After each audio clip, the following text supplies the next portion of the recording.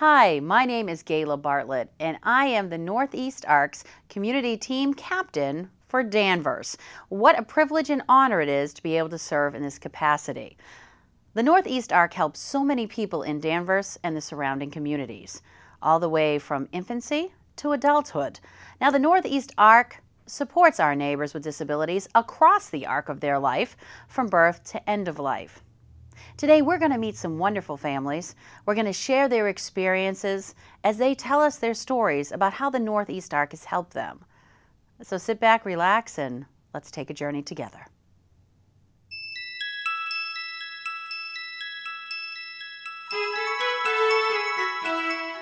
Hi, my name's Elisa Holt. I'm Mitch Holt, and this is our son Noah. On October 3rd, we woke up and we thought it was just going to be another normal morning.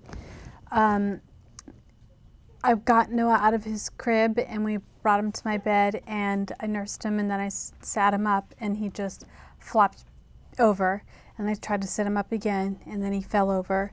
I looked at his legs and I lifted them up and they just dropped. The night before, the day before, he was standing on holding the things, sitting up unassisted, playing with toys, laughing.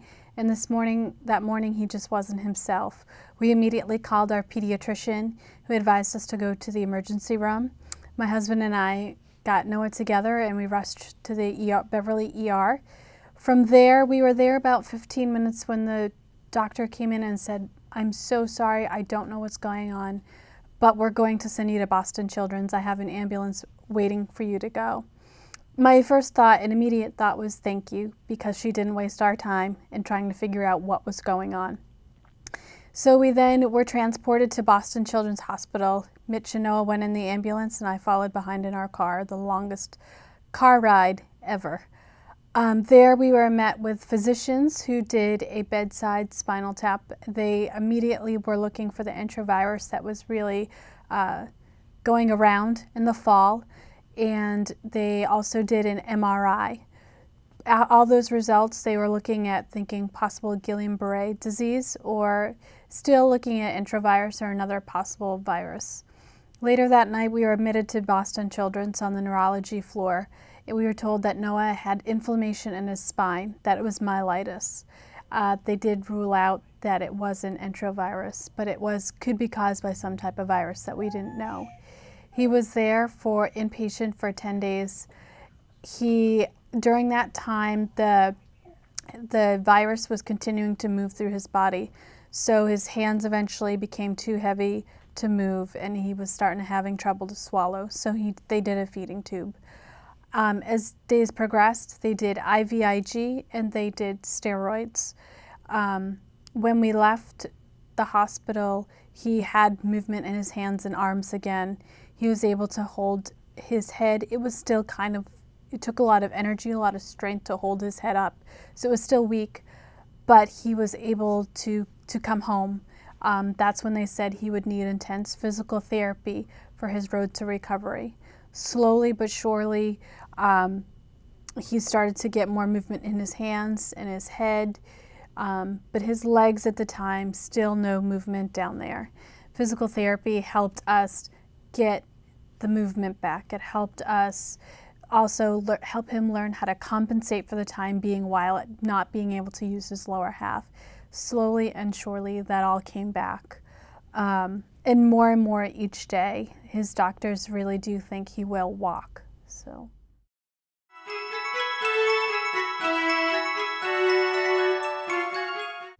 Hello, I'm Jennifer Piscatello, and I'm here with my daughter.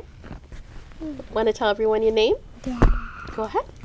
My name's Brooke.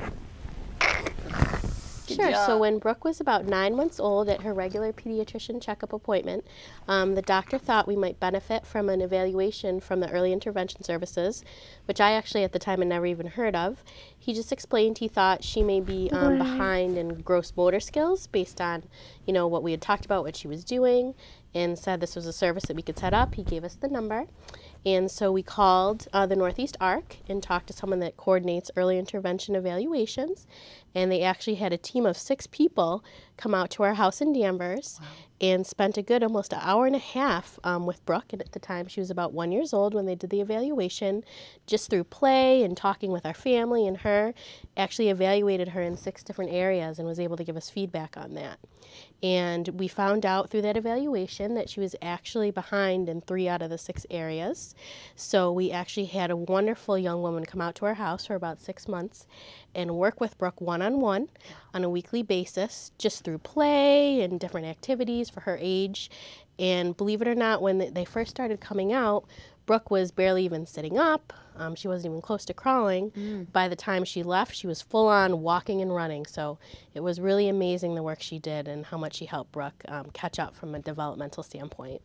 Yeah, we had a very positive experience. The young woman that came out was the same girl every week that was assigned to Brooke, and she was wonderful. You know, there was times where Brooke's older brother was there. She would incorporate him in the therapy as well, and just through play and different things. She also would give us homework on a weekly basis, so our family, both my husband and I, could work with her doing different activities on our own during the time she wasn't there to help Brooke.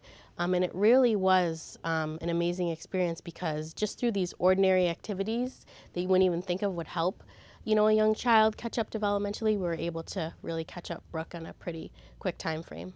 I just think it's made such a huge difference. You know, early on, you know, my husband and I were very concerned because she was behind in so many areas, one of them being gross motor, and it's just amazing 4 years later that all the activities that she did mention, like she does soccer and gymnastics, and we mentioned, we were just talking to her daycare director and teachers, and they were shocked that she ever even, you know, had to have the services, because she's made such tremendous progress, and now, you know, developmentally she's right where she should be.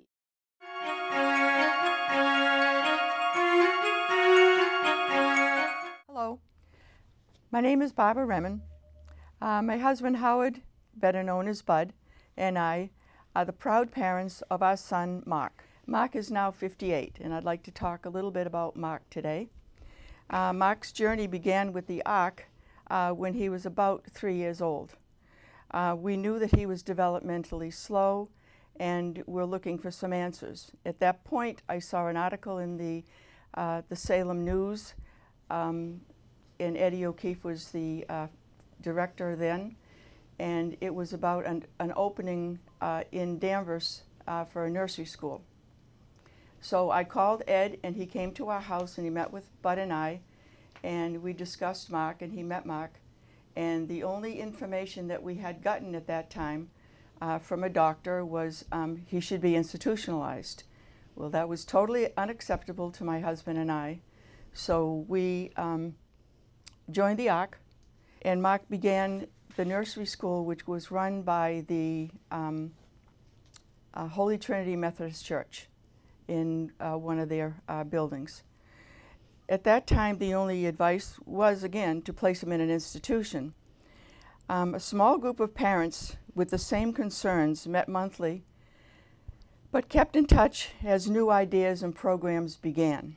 At the early age, when Mark was 6 or 7, 766 began, and he entered the Riverside School in Danvers. And there were about 12 students at his age in that class. From then he went to the Holton Richmond, and then he went to Danvers High School, and he graduated at age 22. And then on to Heritage, and later he moved into the Peabody Group home. He is now living at Mason Street. And he lives now at Mason Street with 3 housemates, and he loves his home, and he loves going to work every day. Mark works at the Danvers Industrial Packaging Company with his co-workers and a supervisor.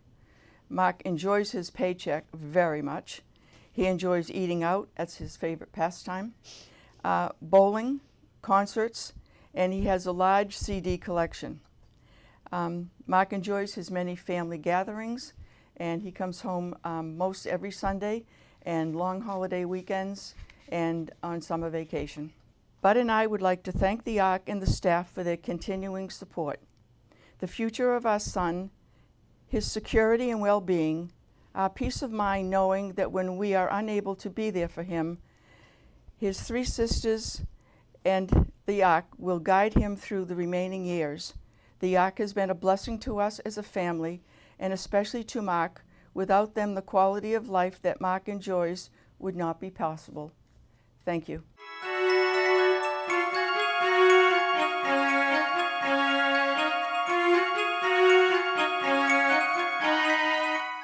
I think people should donate to the Ark because there's just so many different services that are available.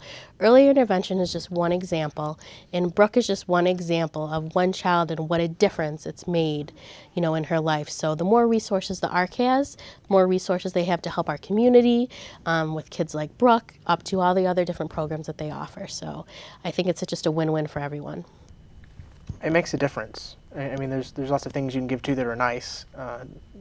This in particular is one that has real impact on kids. One, you know, making the difference for a kid, and then, you know, for the families of people who have heavy situations or hard situations. It's your money's going to go to really making a difference in somebody's life. So why not invest? Why not invest in these families and these kids who are going to just want to be normal, who are going to go out and do extraordinary things, who are going to be city mayors, city selectmen, president, you know, you don't know, but you're giving these kids who feel limited, unlimited.